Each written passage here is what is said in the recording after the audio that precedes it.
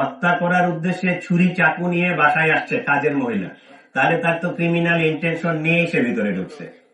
4 দিন আগে আসছে এই বাসায় এবং সে এই একই এলিবাই সব জায়গায় দাঁড় করায়। ওই যে সিকিউরিটি গার্ডকে বলে যে আমার বাপ নাই, মা নাই, কেউ নাই, আমি পুড়ে গেছি, এই যে দেখেন আমার গলার পুড়া, তো আমাকে একটা কাজ জোগাড় করে দেন। ওই বাসার সিকিউরিটি গার্ড গুলো এরাও একটু বোকামির মনে হয় পরিচয় দিছে যে একটা লোককে কাজের জন্য আমি দিব, তার নাম ঠিকানা কোনো কিছুই জানবো না, বিষয়টা এরকম হওয়া উচিত না।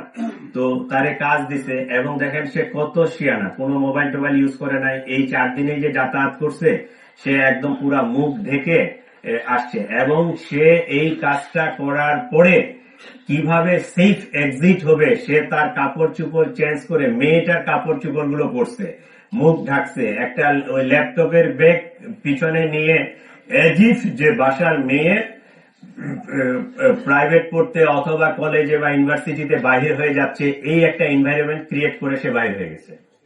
তার মধ্যে ক্লিয়ার ক্রিমিনাল ইন্টেনশন আছে। বিশেষ করে ঢাকা নগরবাসীকে অনুরোধ করব, আপনারা এই গৃহকর্মী গৃহ সহায়তাকারী রাখার পূর্বে অবশ্যই তাদের পরিচিতি নিশ্চিত হবেন। প্রয়োজনে এনআইডি, 1 কপি ছবি এবং সেই পুরুষ অথবা মহিলা যেই হোক না কেন তাকে চিহ্নিত করতে পারে এরকম এলাকার 2 জন স্থানীয় গণ্যমান্য ব্যক্তির মোবাইল নাম্বার এবং তাদের শনাক্তকারী হিসাবে তাদের যদি তথ্যগুলো নিয়ে রাখেন তাহলে এই ধরনের অনাকাঙ্ক্ষিত ঘটনা আমরা এড়াতে পারবো। এই ঘটনাটা অত্যন্ত দুঃখজনক, আমরা চাই না একই ঘটনার পুনরাবৃত্তি হোক।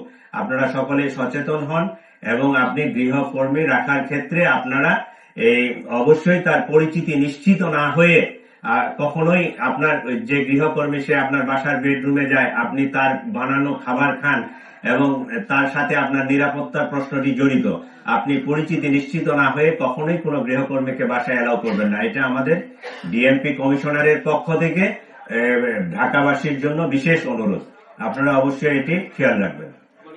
ক্রিমিনালদের একটা সাইকোলজি, সে একটা এলিবাই তৈরি করে, ঠিক আছে?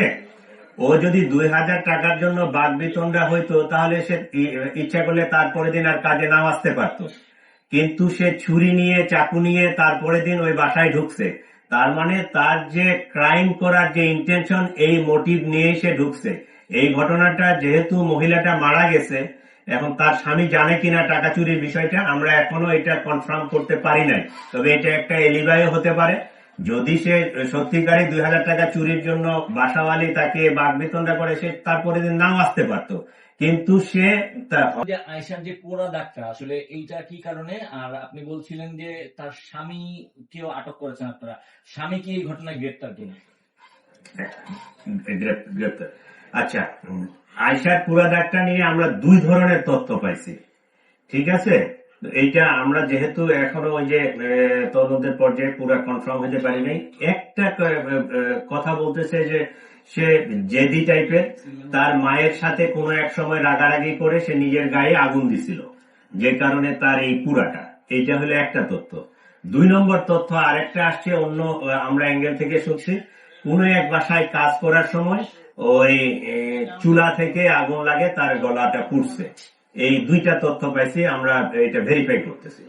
এখানে থার্ড পার্টির ইন্ধন এইরকম আমরা কিছু পাইনি, সে হ্যাবিচুয়ালি এই কাজেই করে। এর আগেও সে, আমি যেটা বক্তব্যে বলছি যে জুলাই 25-এ আরেক বাসা থেকে 8000 টাকা চুরি করছিল, ওইটা নিয়েও সে এর আগে ধরা পড়ছে, তারপর জিডি হয়েছে। ওইটাই কিন্তু এই মামলাটা ডিটেক্ট করার জন্য আমাদের ক্লু হিসাবে কাজ করছে। এবং সে তার বোনের বাসাও, নিজের বোনের বাসাও চুরি করছে এর আগে। সে হ্যাবিচুয়ালি এই চুরি করে অভ্যস্ত। এইটার সাইকোলজিটা বেশ ডিফিকাল্ট ছিল। আমি এটা করার পরে অনেক চিন্তা করছি যে অনেক জায়গায় এর আগেও দেখছেন যে বাসা চুরি হয়েছে, ঘুমের ওষুধ টষুধ খাওয়াই টাওয়ায় চলে গেছে, তারপর সবকিছু নিয়ে চলে গেছে। তো এইটা এখন পর্যন্ত আমরা কনফার্ম না, বাট যেটুকু অনুমান করা যায় যে যদি 2000 টাকা চুরির ঘটনাটা সত্যি হয় তাহলে তাকে যে ওই পুলিশে দেওয়ার ভয় দেখাইছে, তারে যে রাগারাগি করছে, তার মধ্যে একটা ক্ষোভও কাজ করছে, সাথে সাথে সে যে চুরি করবে এই ইন্টেনশনটাও নিয়ে আসছে। এই 2টাই কারণ হতে পারে।